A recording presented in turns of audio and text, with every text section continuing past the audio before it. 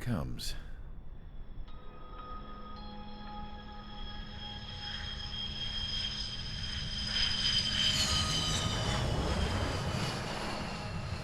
Mihai's looking worse. Thank God he has his granddaughters here to help him out. They're sisters, 15 and 10. Engaging the enemy in combat so we could use his physiological data to improve the drones had always taken a toll on Mihai's body. But today, he was really showing his age.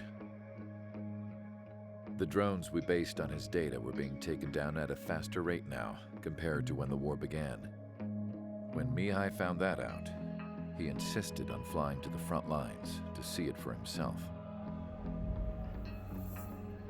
Sometimes he could be so stubborn. His age wasn't the only thing affecting his health. Over the years, flying at high altitudes for prolonged stretches of time had ravaged and poisoned his body.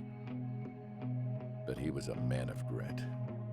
Today, after 28 years, he saw combat again. If his flight suit still wasn't good enough to protect him, I can't imagine how many Gs he hit today during the battle. As a pilot, he exceeds all our expectations. It's going to take a bit more tweaking before our drones can match his skill.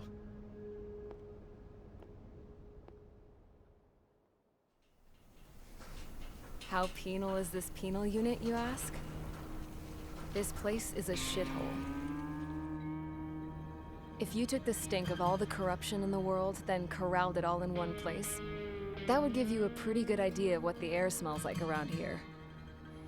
We got all kinds of critters, too. Everything from flea-ridden guards, rabid dogs, and a mechanic doing the stretch for life. I can't forget the rats. Yeah, we got those. And some pilots who got their wings clipped, too.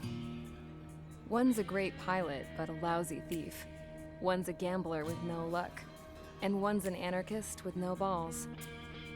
Their job here was to rev the engines on the fake runways. The idea was for Erusia's spy satellite to pick up the heat sig. Even though there weren't any real fighters here, it looked like it on their infrared. I bet you're wondering, if Erusia lost the war, how come they still have a spy satellite? Because someone over there was smart enough to train a bunch of computer nerds to hack into half of Osia's satellites. That's how come. Every now and again, I'd try to bust out. And every single time, those damn dogs would drag me right back. When I was in my cell, I'd hear this voice coming from the guards room. It was the Erusian princess rallying her people on the Erusian national broadcast. All us prisoners had become big fans of hers. You want to hear something funny?